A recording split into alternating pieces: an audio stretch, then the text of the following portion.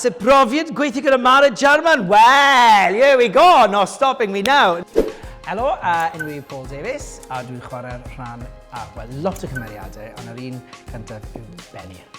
I gweud y gwir, mae hwn yn teimlo fel y bywyd fi wedi dilyn lan at y hwn, defnyddio'r iaith, siarad amddiffyn LGBTQ+, a bod yn human hefyd, ti'n gwybod? A dathlu bywyd ar y llwyfan, it's a life achievement. Nid just am fi, am Mared, a'r pobl tu ôl i'r llwyfan, ond a Theatr Cymru, ond i Cymru i gyd hefyd. We are making history fi'n credu heddiw.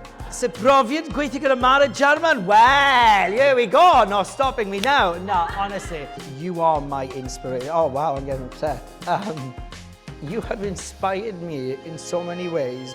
To work with someone that can inspire you to get up in the morning and deliver these lines, ti yn blessed i bod gyda pob dydd, and you have changed my life in a way you will never know.